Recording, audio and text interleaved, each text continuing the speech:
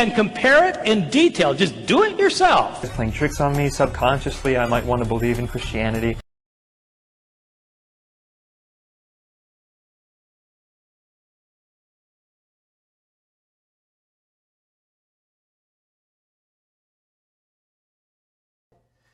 And I wanted to be in that room, but I couldn't because there was someone standing at the door. Because there was someone standing at the door.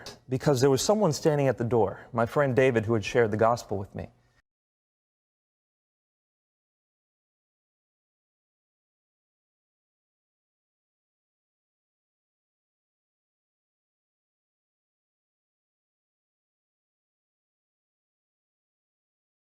And that night, I had a dream. It didn't take weeks, it didn't take months, it didn't take more than a few hours, if that. He gave me a dream that night. It was me standing at the threshold of a door, a narrow door. Not in the door yet, just outside it. My toes are at the line of the door. It's a narrow door, so it's about 3 feet wide, just wide enough to fit me. And probably about 6 to 7 feet tall, just tall enough to fit me, and about the same depth in length. So it's a doorway, not just a door.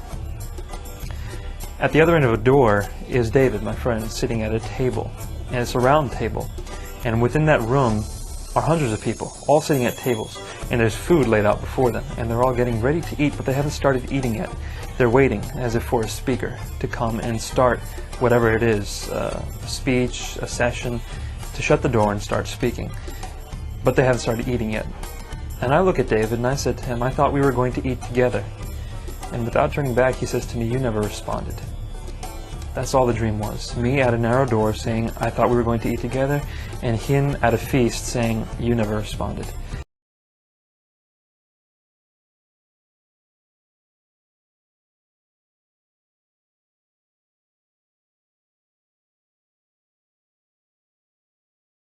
I was standing at the threshold of a narrow door. I mean, this door was just wide enough to fit me and just tall enough to fit me.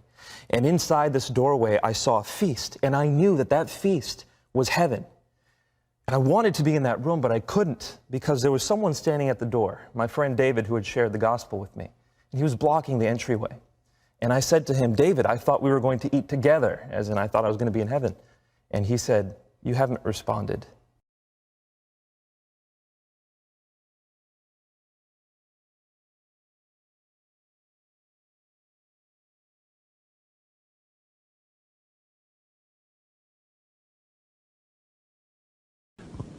I want you to pay careful attention.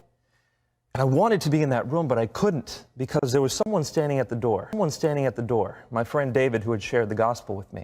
And he was blocking the entryway. And he was blocking the entryway. And I said to him, David, I thought we were going to eat together, as in I thought I was going to be in heaven. And he said, you haven't responded. At the other end of a door is David, my friend, sitting at a table. Is David, my friend, sitting at a table. And it's a round table. And within that room are hundreds of people, all sitting at tables. And I look at David and I said to him, I thought we were going to eat together. And without turning back, he says to me, you never responded.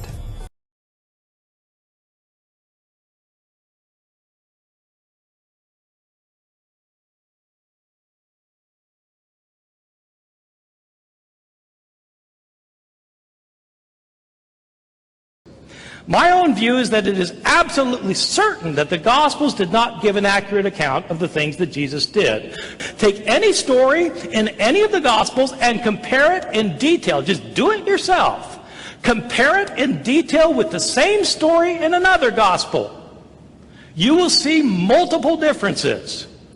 During Jesus' temptations, what was the second temptation? To jump off the temple or to bow down to worship Satan? Matthew says the first, Luke says the second. If one of the authors felt free to change the details of the story, how do you know that he didn't feel free to change the substance of the story? Did Jesus ride one animal into Jerusalem at the triumphal entry, as in Mark, or did he ride 2 animals, as in Matthew? Did Jesus have extensive conversations at his trial with Pilate, as in John? Or was he silent except for uttering 2 words, as in Mark? How could it be both?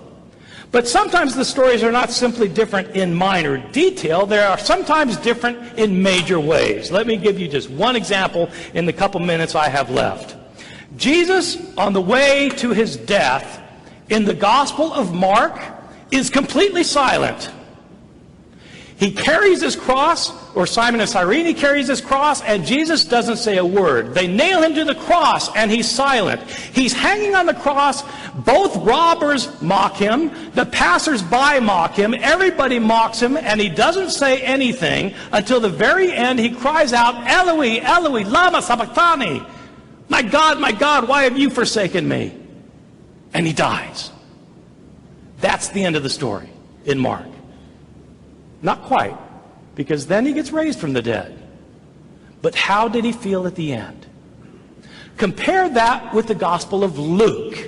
In Luke, Jesus is not silent on the way to be crucified.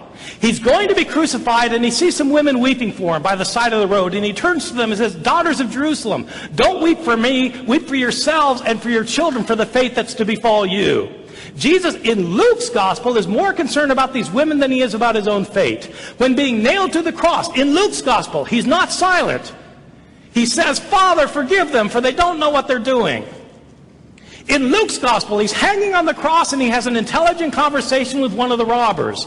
Only one of the robbers mocks him in Luke. The other tells the first robber to be quiet because Jesus has done nothing to deserve this. He turns his head to Jesus and says, Lord, remember me when you come into your kingdom. And Jesus replies to him, truly I tell you, today you will be with me in paradise.